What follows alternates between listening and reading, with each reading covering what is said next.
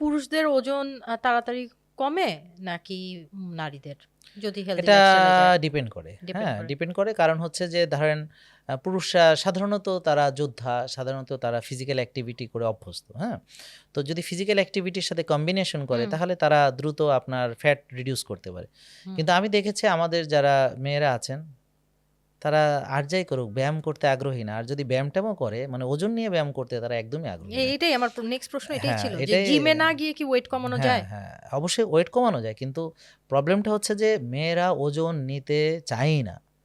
এবং যেমন ধরেন আমি একটা উদাহরণ দেই যে আগে আমার দাদি উনি হুম, গ্রামে আ উনি ধরেন ঢেঁকি পাড়ানো থেকে শুরু করে গরুর রশি ধরে টানাটানি, ছাগলের রশি ধরে টানাটানি, বড়, বড় তাফালে রস জাল দেওয়া, বড়, বড় ঠিলাগুলা এগুলো ওই যে নিয়ে এসে ভরা ধানগুলা থেকে বের করে রৌদ্রে দেওয়া হুম, বা গরুকে মলন দিলে পরে এগুলো নিয়ে গোলায় ভরা, হুম। হ্যাঁ? রোদে দেওয়া। এভাবে তার মানে বাটাবাটি থেকে শুরু করে, হ্যাঁ? ফিজিক্যাল কাটাকুটি থেকে ওয়ার্ক শুরু ছিল। করে সকালে দেখা গেল অনেকগুলো হাঁড়ি পাতিল নিয়ে তুমি হেঁটে, হেঁটে তিনি চলে যাচ্ছেন পুকুর ঘাটে।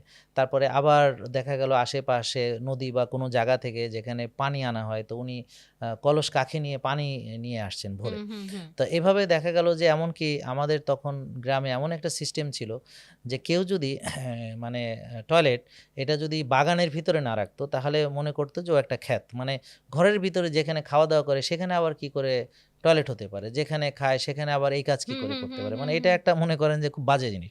তো টয়লেটে যেতে হলেও ৭ মিনিট, ৮ মিনিট, ১০ মিনিট হাঁটা লাগতো। তো ও। এই যে দেখেন উনারা তাহলে কি, কি করেছেন? উনারা ঢেঁকি পার হওয়া থেকে শুরু করে বড়, বড় মানে এটা ওয়েট লিফটিং নয়। তো এখন হয়েছে কি ওই যে আমরা যে নষ্ট খাবার খাচ্ছি আমরা তো অলস হয়ে গেছি। আমরা তো আর কিছু ওজন-টোজন নিতে চাই না। আমরা তো মোটে কষ্ট হবে এমন কিছু করতে রাজি না।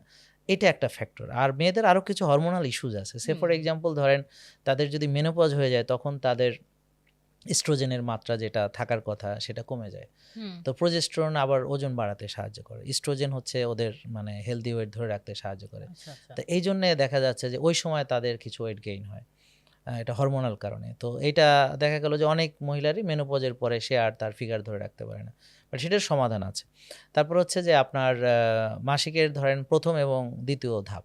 তো ১ম ১৪ দিন তার ওটা হচ্ছে এস্ট্রোজেন ডমিন্যান্ট থাকে। ওখানে তার ওজন কমাতে সহজ। কিন্তু পরের ধাপে এসে ওজন বেড়ে যায়। ওজন কমানো যায় না সহজে। কারণ প্রোজেস্টেরন আপনার ওজন বাড়াতে সাহায্য করে। এস্ট্রোজেন ওকে। এটাকে কমাতে সাহায্য করে। হুম। আর মেয়েদের আসলে মুডও একটা ফ্যাক্টর। আর তাদের তো আসলে অনেক রকম মানে ওরা তো একেবারেই মনে করেন নানান ধরনের ইনফ্লুয়েন্স কাজ করে, হ্যাঁ? তো ওদের যে মানে যেহেতু তাদের বাচ্চা হয়, এই কারণে তাদের যেহেতু রিপ্রোডাকশন এর ব্যাপার আছে এবং তার যে সিস্টেমটা এটা একটা জটিল সিস্টেম।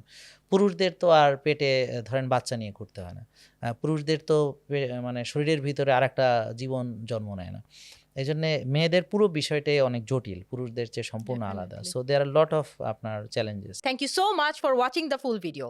আমাদের এই এপিসোডটা যদি ভালো লেগে থাকে তাহলে চ্যানেলটি অবশ্যই সাবস্ক্রাইব করবেন। এরকম আরো ইন্টারেস্টিং ইনফরমেটিভ পডকাস্ট কিন্তু পেয়ে যাবেন আমাদের চ্যানেলে।